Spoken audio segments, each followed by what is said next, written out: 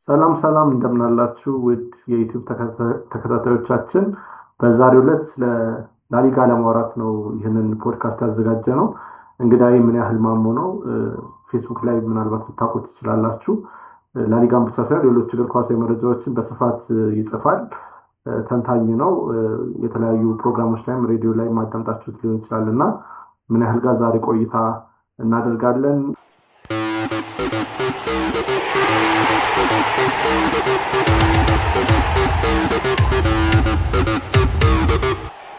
እንኳን ደህና መጣ። ምን ያህል ወንደና ቆየኝ። ሰላም ነው ብሩክ? ሰላም ነው። ፖድካስት ከሰራን ቆይተናል። ረዥም ጊዜ ካልተሳሳትኩ 1 ዓመት አካባቢ። አዎ፣ እኔ እንጃ ለመጨረሻ የሰራነው ፖድካስት ራሱ አላስታውስም የትኛው እንደነበር። እኔም ቆይቷል አላስታውስም። አይ ጥሩ፣ እንግዲህ ከረጅም ጊዜ በኋላ ተመልሰናል። ከዚህ በኋላ በተሻለ መጠን ቶሎ ቶሎ ለመስራት እንደምንሞክር ተስፋ አድርጋለሁ። እንግዲህ የዘንድሮ ውድድር ዘመን ላሊጋ እንዴት ነበር? በአጠቃላይ ምን አይነት ነገሮችን አስመልክቷል?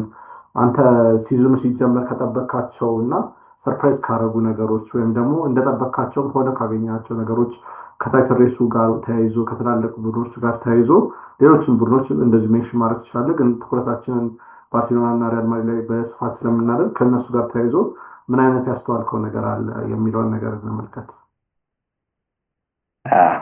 ትንሽ ሰፋ ያለ ጥያቄ ነው። ያው ስፔን ላሊጋ ከተባለ ሁሉም ሰው የሚስማማው ነገር ሪያል ማድሪድ እና ባርሴሎና የሚፎካከሩበት የአትሌቲኮ ማድሪድ እድልም ተጨምሮበት እና ወቅታዊ ብቃት ተስፋ አለው ወይስ ሁለተኛው የማድሪድ ቡድን ተብሎ የሚጠየቅበት እንጂ ብዙም ያን ያህል ግርታን የሚፈጥር አይደለም። የዋንጫው ፉክክር የት እንደሚሆን በሁለቱ ሀያላን መካከል ነው የሚሆነው። ዘንድሮ የሚያየ ነው እሱም ነው። ለያይተን ግን ሁለቱን ክለቦች እንመልከት ካልን ሪያል ማድሪድ መስመሩን የቀየረበት ማለትም አሰልጣኝ ከዚህ በፊት ከተለመደው ወጣ ያለ የዘመኑ አይነት አስተሳሰብ አለው ተብሎ የሚጠበቅ ሪያል ማድሪድ ከሚቀጥራቸው አሰልጣኞች ፕሮፋይል ወጣ ያለ ታክቲካል አሰልጣኝ የቀጠረበት እና ገና ከቅጥሩም በፊት ገና ወሬው ከተነሳበት ጊዜ ጀምሮ ይሄ ነገር እንዴት ነው የሚሆነው የሚለው ጥያቄ አንዣቦበት ከቅጥሩም በኋላ አሁንም እስካሁኗ የጨዋታ ሳምንት ድረስ ይሄው ጥያቄ ተከትሎት የመጣ አይነት የአሰልጣኝ ቅጥር ያካሄደበት ነው። ባርሴሎና ደግሞ አምና ሳይጠበቅ እጅግ በጣም አስገራሚ ምንም እንኳን የአውሮፓ ላይ ስኬቱ በግማሽ ፍጻሜ ቢገታም ሌሎች ዶሜስቲክ ወይም የሀገር ውስጥ ዋንጫዎችን ሁሉ የሰበሰበበት በጨዋቱ ምናልባትም ከምንጊዜ ምርጦቹ ባርሴሎናዎች ከዚህ በፊት ከተመለከትናቸው እኩል ሊስተካከል የሚችል አስገራሚ ቡድን አሳይቶን ነበር ያሳለፈው። ክረምቱን በክለብ ዓለም ዋንጫ አልደከሙም ተጫዋቾቹ፣ እረፍት አድርገው ነው የመጡት።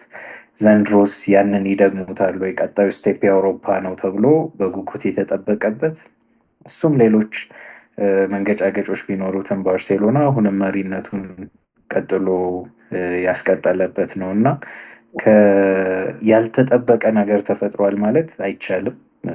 ሪያል ማድሪድ በቀጠረው አሰልጣኝ ዙሪያ ያሉት ጥያቄዎች እስካሁንም አሉ። ባርሴሎናስ ያንን አቋም ይደግመዋል የሚለው ነገር አሁንም ጥያቄ ምልክት ውስጥ ሆኖ አለ። ለእነዚህ ብዙ ምክንያቶችን ማንሳት እንችላለን። ምናልባት ከቀጣይ ጥያቄዎች ጋር የሚያያዝ ሊሆን ስለሚችል ከሞላ ጎደል ግን እኔ የጠበቅኳቸውን ነገሮች ነው እየተመለከትኩ ያለሁት። አትሌቲኮ ማድሪድ ጋር ያለው ነገር እኔ ፐርሰናሊ በአሰልጣኙም ወይም በአንቷን ግሪዝማን ባያዝድ ስለሆንክ ስሜታዊ የሆኑ አስተያየቶችን ልሰጥ ስለምችል ነው እንጂ አሁንም ደጋፊዎች ደስተኛ አይደሉም። በአትሌቲኮ ማድሪድ ያወጣውን ገንዘብ ያሉት የተጫዋቾች ኳሊቲ አንጻር አሁንም የሚገባውን ያህል እየተፎካከረ አይደለም የሚሉ ጥያቄዎች፣ ጉርምርምታዎች እየተሰሙ ነው አትሌቲኮ ማድሪድ ጋር እና ምናልባት ያው ባይሆን እመርጣለሁ፣ ግን የቾሎ ሲሚዮኒ የመጨረሻ ዓመት እየመሰለኝ ነው። እኔ በግሌ ውሳኔው የእሱ ነው የሚሆነው።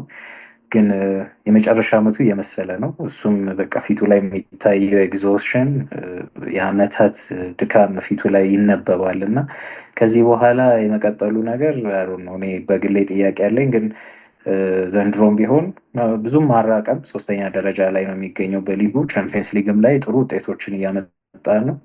የወቅታዊ አቋማቸው አትሌቲኮ ማድሪድ በጣም ጥሩ ነው፣ ግን ዋናው ችግር ያችን የመጨረሻዋን መስመር አልፎ ዋንጫውን የማንሳት ጉዳይ ስለሆነ አሁንም አትሌቲኮ ማድሪድ ጋር ትልቅ ዳውት አለ።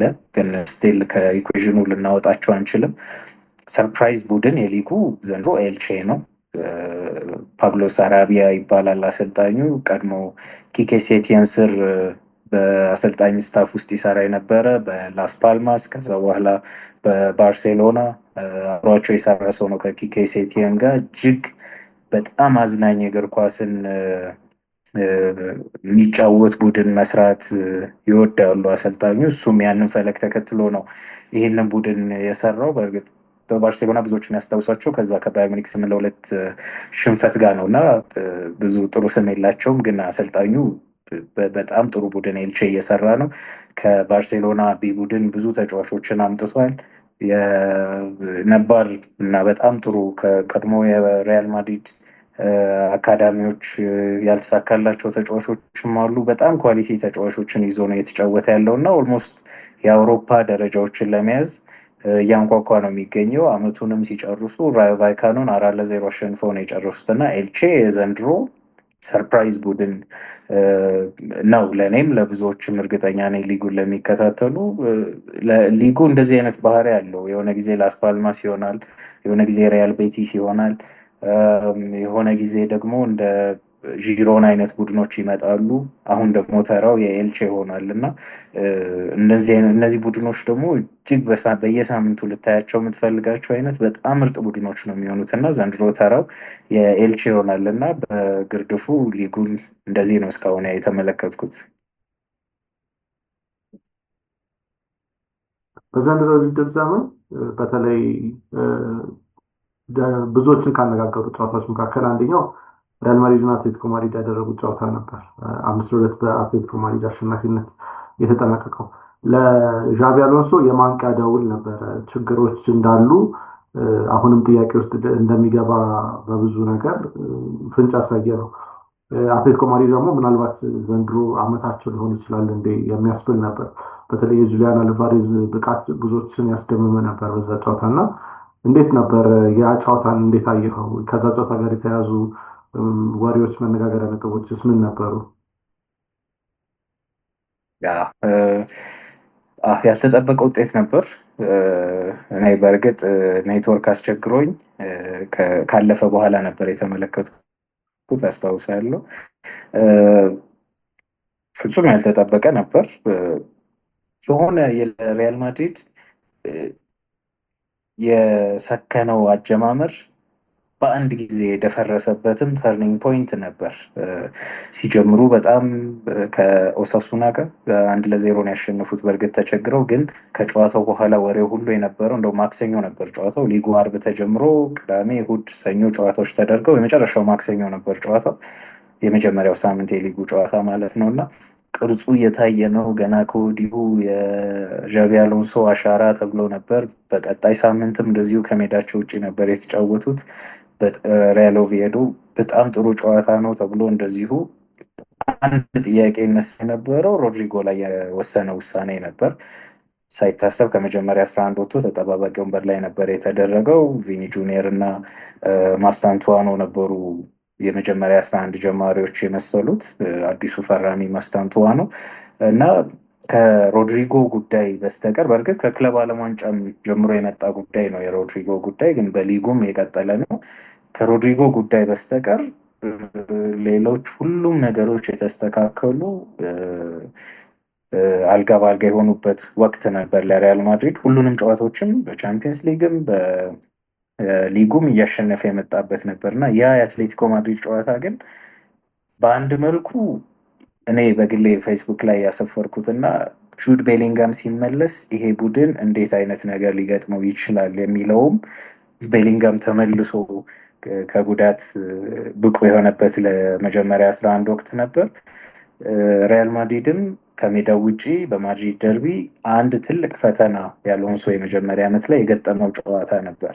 እንደምናስታውሰው ጁድ ቤሊንጋምን አስገብቶታል፣ እዛ ጨዋታ ላይ እንዲጀምር አድርጎታል።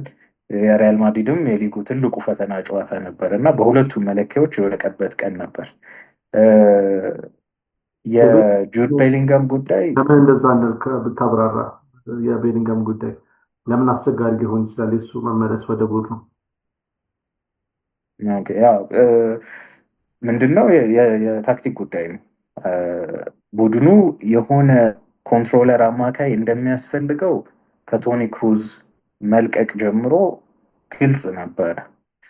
አሁን ክለቡ እዚህ ጋር የተሳሳተው ታስታውስ ከሆነ ልክ ቶኒ ክሩዝ ጫማ ሰቅላለሁ ብሎ እንዳሳወቀ ወሬው ሁሉ ቀጣዩ ቶኒ ክሩዝ ፌዴ ቫልቬርዴ ይሆናል የሚል ነበር።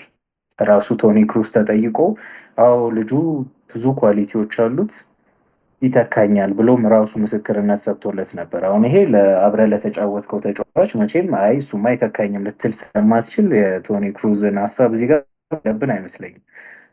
8 ቁጥሩ ማሊያ ተሰጥቶታል። ይሄ ራሱ ብዙ ነገር የሚነግረን ነገር አለ። ፌዴ ቫልቬርዴ የቶኒ ክሩዝን 8 ቁጥር ነው የወረሰው። ሚዲያዎቹ ሁሉ የሪያል ማድሪድ ቀጣዩ ቶኒ ክሩዝ ነበር የሚሉት። ያ ስህተት ነው የሆነው። ፌዴ ቫልቬርዴ አማካዩን የሚቆጣጠር ቀጣዩ ቶኒ ክሩዝ አልነበረም። ቡድኑ አማካይ አላስፈረመም። ካርሎ አንቸሎቲ ይሄንን ክፍተት የሞሉት በምንድን ነው? በተለየ ሚና ጁድ ቤሊንጋምን በመጠቀም አማካይ ክፍል ላይ ቁጥር መጨመር እና የማጥቃት ስትራቴጂያቸውን የተለየ ማድረግ ነበር። አሁን ይሄ የተበላሸባቸው የመጨረሻ ዓመት ላይ ኪሊያን ምባፔ በመምጣቱ ያንን ጁድ ቤሊንጋም ሚና መጠቀም ስላልቻሉ የመጨረሻ ዓመታቸውም ተበላሽቷል። ቡድኑ እዛ አማካይ ክፍል ላይ ወሳኝ የሆነ የጨዋታ ተቆጣጣሪ ማስፈረም እንደነበረበት ግልጽ ነበር። አሁን ጁድ ቤሊንጋም በተጎዳ ሰዓት ግን አርዳ ጉለር እድሉን አገኘ። ዣቢ አሎንሶም ይህንን ቱርካዊ ተጫዋች አማካይ ክፍል ላይ የተጠቀመው ነገሮች ጥሩ ይመስሉ ነበር። ልክ ጁድ ቤሊንጋም ከጉዳት ሲመለስ ግን ያንን የመሰለ ተጫዋች በፍጹም ተጠባባቂ ወንበር ላይ ልታደርገው አትችልም። የሪያል ማድሪድ ከኪሊያን ምባፔ እኩል ኦር ደግሞ ቀጥሎ ወሳኙ ተጫዋች ነው በዚህ ወቅት። ወሳኙ ስል ሪያል ማድሪድ በሚያስቀምጠው የኮከቦች ደረጃ ማለት ነው እና ላታጫውተው አትችልም። ስለዚህ 11 ውስጥ መግባት አለበት። ያ ተመልሶ ካርሎ አንቸሎቲ የገቡበት አይነት ችግር ሻቢ አሎንሶም ተመልሶ ገባ ማለት ነው እና እድለቢስነትም ነው። በእርግጥ ጁድ ቤሊንጋም ባይመለስ እና በነበረው አጨዋወት ሪያል ማድሪድ ቢቀጥል ኖሮ እንደዚህ አይነት የከፋ ሽንፈት ይመጣል ብዬም አልጠብቅም። ብዙ ፋክተሮች አሉ በእርግጥ እና ለእኔ ግን ዋናው ያ ይመስለኛል። ከዛም በኋላ ባሉ ጨዋታዎች ላይ ተቀጣይ የሪያል ማድሪድ አማካይ ክፍል ከፍተኛ የሚዛን ችግር ቡድን መሆኑ ነው። ኮከብ ተጫዋቾች አሉ፣ ሲስተሙ ጋር ደግሞ አብረው መጣጣም አይችሉም እና ለእኔ ዋናው ችግር እሱ ይመስለኛል። የዛ የማድሪድ ደርቢ ጨዋታም ላይ የተፈጠረው ያ ነው ብዬ ነው የማስበው። እሺ የዣቢ አሎንሶ ጉዳይ እንመልከት። አሎንሶ በሌቨርኩሰን ስኬትን አስመዝግቦ ከመምጣቱ አንጻር እና ባየር ከመርታቱ አንጻር በጣም ከፍተኛ የሆነ ግምት ነበር የተሰጠው። እንደሚሳካለት ጥሩ ነገር ወደ ሪያል ቤት እንደሚያሳይ የመሳሰሉት ነገሮች እና ነገር ግን በብዙ ወጣ ገባ በሆነ መንገድ ነው ያሳለፈው። እንደውም ስራው ሴኪር እንዳልሆነ እየተነገረው ነበረ ፈርስት ሃፍ ኦፍ ዘ ሲዝን የተጠናቀቀው። ከዛም በተጨማሪ ከባርሴሎና በጉዳት በተለያየ ችግር ውስጥ እየነበረ አድቫንቴጅ ወስዶ መብለጥ የሚችልበትን ሁኔታ አሳልፎ ሁለተኛ ደረጃ ላይ ቡድኑ ሆኖ ነው ያጠናቀቀው የመጀመሪያውን አጋማሽ እና እንዴት ተመለከትከው? የአሎንሶ ቆይታ እሱ ጋር ሰፋ ያለ ቅድም በተወሰነ መንገድ ለመነካካት ሞክራል። ሰፋ ያለ እሱ አጫውት ማንሳት ሲስተሙን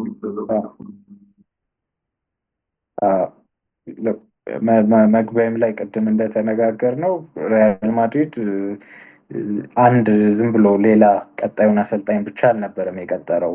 የሆነ ሊሄዱበት የፈለጉት አቅጣጫ እንዳለ ግልጽ ነው። እንደዚህ አይነት አሰልጣኝ ከዚህ በፊት ቀጥረው አያውቁም። ከቪንሴንት ዴል ቦስኬ ጀምሮ ያሉትን አሰልጣኞች እነዚህ በጊዜያዊነት ከተቀጠሩት እና የአጭር ጊዜ መፍትሄዎች ካሏቸው በስተቀር ዋና ዋናዎቹ ሁሉ አሰልጣኞች ከፋቢዮ ካፔሎ ጀምሮ እነ ሉክዘምበርጎ፣ ሁዋን ዴ ራሞስ ከዛ በኋላ የመጡት በቪያሪያል ትልቅ ስኬት አሳይተው አውሮፓ ላይ እስከ ግማሽ ፍጻሜ ስለደረሱ ያመጧቸው የቪያሪያሉ አሰልጣኝ ስም ላይ ያው ችግር አለብኝ ታውቃለህ። እና እሳቸውን ጨምሮ ከጆዜ ሞሪኒዮ ከዛም በኋላ ካርሎ አንቸሎቲ እያለ ስታይ እንደ ሻቪ አሎንሶ አይነት በባየር ሌቨርኩሰን በቡንደስሊጋ ደረጃ ብቻ ራሱን ያሳየ ተጫዋች አሰልጣኝ ሪያል ማድሪድ አያስፈርምም ነበረ።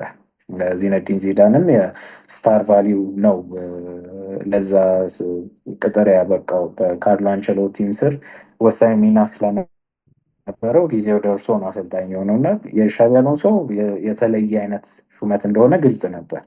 አሁን እንግዲህ ሪያል ማድሪድ በአሰልጣኝም ብቻ ሳይሆን ቅርብ ጊዜ የሚያስፈርማቸው ተጫዋቾችም ከሌላው ጊዜ ለየት ያለ በጣም ወጣቶች ሌላ ቦታ ስኬታማ ሳይሆኑ ፖቴንሻላቸው ብቻ እየታየ በተለይ ከኔይማር ጁኒየር በባርሴሎና ከተነጠቁ በኋላ ቀጣዩ ከብራዚል የሚወጣው ኮከብ ሪያል ማድሪድ ነው የሚያስፈርመው ብለው በመወሰናቸው የሪያል ማድሪድ የቦርድ እና ኃላፊዎች ቀጣዮቹን ኮከቦች ሁሉ መሰብሰብ ጀምረው ነበር። ሮድሪጎ፣ ቪኒ ጁኒየር፣ ኤንድሪክ እነዚህ ሁሉ የዚህ ምሳሌ ናቸው እና የተለየ አይነት ስፖርታዊ አቅጣጫ ላይ እንዳለ ሪያል ማድሪድ ግልጽ ነው እና የዚህ የሻቪ አሎንሶ ሹመትም ከዛ ጋር የተያያዘ ነው። ሙሉ ነፃነትም የተሰጠው ይመስላል።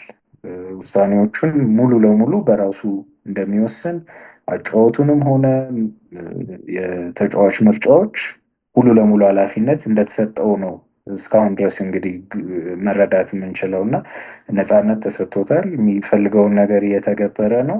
ችግሩ ሪያል ማድሪድ ጋር ከፍተኛ ሚዲያ አለ፣ ሶሻል ሚዲያም አብሮ አለ። ስለዚህ እዛ ላይ የምንሰማቸው ነገሮች ሁሉ የሪያል ማድሪድ ፍሎረንቲኖ ፔሬዝ አፍ የመጣ ይመስለናል መረጃውን ስንሰማው እንጂ ይሄ ከህንድ ጀምሮ ሳውዝ አሜሪካ፣ ቻይና፣ አፍሪካ ከፍተኛ ሶሻል ሚዲያ ትኩረት ያለበት ክለብ ነው ይሄ ክለብ እና አንዳንድ ጊዜ ዜናዎቹን ከየት ነው የሚመጡት የሚለውን ማጣራት የሚያስፈልገው ለዛ ነው። ብዙ ጊዜ የሚያስቀኝ በሶሻል ሚዲያ ፋን ፔጆች አሉ የሪያል ማድሪድ እና እዛ ላይ የሚወጡ አሉ። ለምሳሌ እኔ ከሰማቸው ሪያል ማድሪድ ሊጉን ሊከስ ቪዲዮዎች እያሰባሰበ ነው የሚል ዜና ነበረ። ይሄ ኦፊሻሊ ሪያል ማድሪድ ምንም የተናገረው ነገር የለም። ሊጉን ለዩኤፋ እና ለፊፋ ሊከስ በደል እየደረሰበት ስለሆነ ጠበቆችን ቀጥሮ እያጠናከረ ነው መረጃዎች የሚል ዜና ነበረ። አሁን ይሄ ሪያል ማድሪድ ቲቪ ላይ ፋን ፔጆች አሉ። ሪያል ማድሪድ ቲቪ ለደጋፊዎቹ ሰዓት ሰጥቶ ያወሩበታል። እዛ ላይ ብዙ ነገሮች ይወራሉ። እንዲህ ለሜንስትሪም ሚዲያ ራሱ የማይሆኑ ደጋፊ ነክ ነገሮች ማለት ነው እና እዛ ላይ የተወራ ዜና ሶሻል ሚዲያ ላይ ተዛምቶ ሜንስትሪም ሚዲያ ላይ መጥቶ ትሰማዋለህ እና ሪያል ማድሪድ ዙሪያ ያለው ትልቁ ችግር ይሄ ነው። የሶሻል ሚዲያ ኢንፍሉዌንስ በጣም አለበት። ስለዚህ ከዛ አንጻር ከዛ ያንን ትተን ሌላውን ሜንስትሪም ሚዲያውን ብቻ ከተከተልን ከፍተኛ ድጋፍ አለው። ቀጥሎ ልናወራበት በምንችለው በዚህ በቪኒሽስ ጁኒየር እና በአሰልጣኙ ጉዳይ እንኳን ሪያል ማድሪድ እንደ ክለብ ምንም የተናገረው ነገር የለም። በእርግጥ በውስጥ አሰልጣኙን ተጫዋቹንም በግል ሊያናግሩ ይችላሉ። ግን ወጥተው ሳይድ ያዙበት ወይም ደግሞ አንዱን ወገን ደግፈው ብቻ ሌላውን ያገለሉበት ምንም አይነት ሁኔታ አልተመለከትንም እስካሁን እና ነፃነት እንደተሰጠው ይሄ ግልጽ ይመስለኛል። አሰልጣኙ ግን አሰልጣኙ ላይ ደግሞ ልናየው የሚገባ የሆነ የኮንፊደንስ ደረጃም ሊኖር ይገባል። እኔ ካሜራው ሻቪ አሎንሶ ላይ ሲዞር የሆነ በጣም የተረበሸ የተቀጠረበት ክለብ በጣም ትከሻው ላይ የከበደው አይነት አሰልጣኝ ይታየኛል። ፊቱን የሚያሻሽ በጣም አይኑ ላይ የሆነ ሀዘን የሚነበብ አይነት በጣም ስትሬስ ውስጥ ያለ ሰው ይታየኛል። በእርግጥ ስራው ስትሬስፉል ነው። አሰልጣኞችን ብዙ ሪያክት ሲያደርጉ እንመለከታለን። ግን የሻቪ አሎንሶ ደግሞ ያንን መደበቅ ሁሉ የማይችልበት ደረጃ ላይ ደረሰ ይመስላል እና ያንን ቢያስተካክል አይ ቲንክ ለኢሜጁም ጥሩ ይመስለኛል።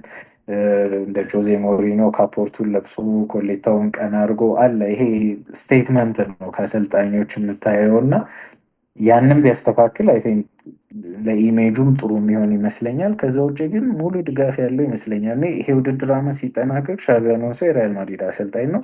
የሚቀጥለው ውድድር ዓመትም ሲጀምር ውጤቱ ምንም ይሁን ምን ቻምፒየንስ ሊግ ከሩብ ፍጻሜ ሊወጡ ይችላሉ። ላሊጋንም ከሁለተኛው ሶስተኛው ነው ሊጨርሱ ይችላሉ። በእርግጠኝነት የሚቀጥለው ዓመት ሲጀምር ሻቢ አሎንሶ የሪያል ማድሪድ አሰልጣኝ ይሆናል ብዬ ነው የምጠብቀው። ሌላ ከተጫዋቾች ውስጥ ላይኖር ይችላል ብዬ የምገምተው አለ፣ ግን ሻቢ አሎንሶ ግን ይኖራል ብዬ ነው የምጠብቀው። ይሄ ደግሞ የሆነው ክለቡ ሲሪየስሊ የወሰደው የራሱ የሆነ ስፖርቲንግ አቅጣጫ ስላለ ይመስለኛል።